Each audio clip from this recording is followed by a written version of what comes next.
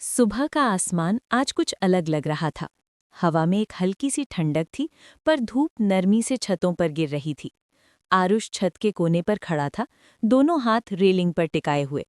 उसकी नज़र ऊपर थी, पर आसमान में वो बात नहीं थी जो उसे कहानियों में सुनने को मिलती थी। आज फेस्टिवल का दिन था।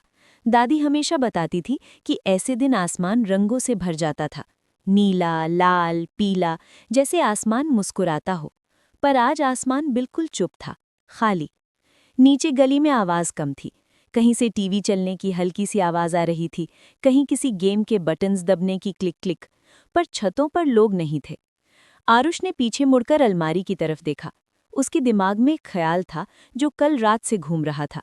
धीरे से वो अलमारी के पास गया और एक पुरानी सी पतंग निकाली।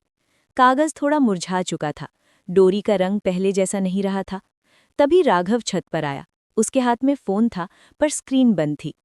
भाई, आज सच में पतंग उड़ाओगे? उसकी आवाज़ में मजाक भी था और थोड़ी सी उम्मीद भी। आरुष ने पतंग को देखा। सोचा ट्राई कर लें। राघव ने आसमान की तरफ देखा, पर कोई और तो नहीं उड़ा रहा। आरुष ने हल्की सी मुस्कान के साथ कहा, शायद इसीलिए ट्राई करना चाहिए। दोनों छत के बीच में आए। आरुष ने पतंग को हवा के रुख में पकड़ा। हाथ थोड़े कांप रहे थे, पता नहीं डर से या एक्साइटमेंट से।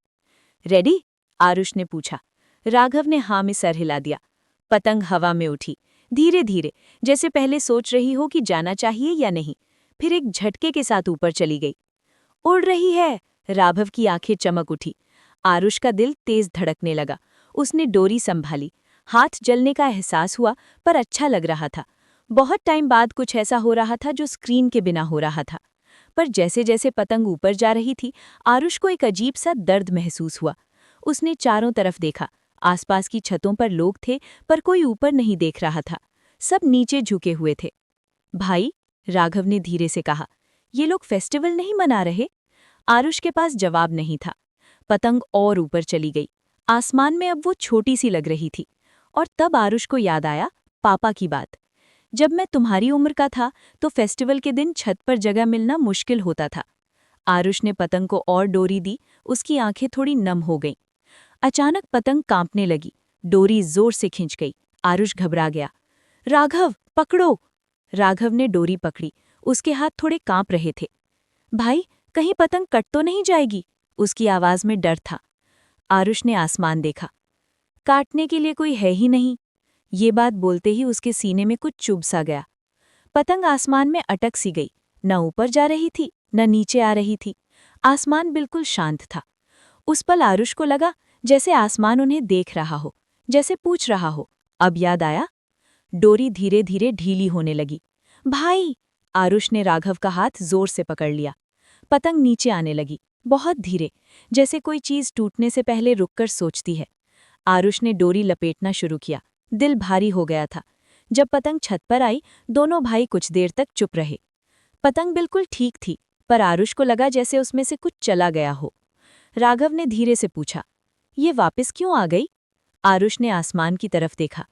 शायद अकेली महसूस कर रही थी। फिर उसने तुरंत खुद को रोका। कुछ पल चुप रहा। शायद हम जैसे। शाम होने लगी। आसमान का रंग बदलने लगा, थोड़ा नारंगी, थोड़ा लाल, पर पतंगे नहीं बढ़ीं। राघव छत पर बैठ गया। भाई, अगर हम रोज पतंग उड़ाएं तो? आरुष ने उसके बाल सहलाए।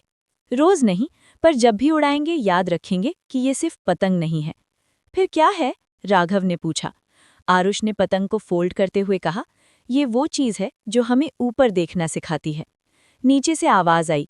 किसी ने फेस्टिवल के खाने के बारे में बात की, पर कोई छत पर नहीं आया। दोनों भाई नीचे जाने लगे। आरुष ने पतंग को अलमारी में रखा, इस बार सबसे ऊपर नहीं, बल्कि वहां जहां उसे आसानी से निकाला जा सके। राघव ने जाते हुए कहा, जब मैं बड़ा हो जाऊंगा ना, मैं भी पतंग उड़ाऊंगा। आरुष रुक गया। उसकी आंखें भर आईं। बस यही मत भूलना। रात को सोने से पहले आरुष ने खिड़की से आसमान देखा। अंधेरा था, पर उसने सोचा शायद कभी किसी दिन आसमान फिर से रंगों से भरेगा। पर तभी जब लोग फिर से ऊपर देखना शुरू करेंगे। और शायद हर फेस्टिवल पर सिर्फ एक पतंग भी काफी होती है, याद दिलाने के लिए कि खुशी हाथ में पकड़ी जा सकती है, स्क्रीन पर नहीं।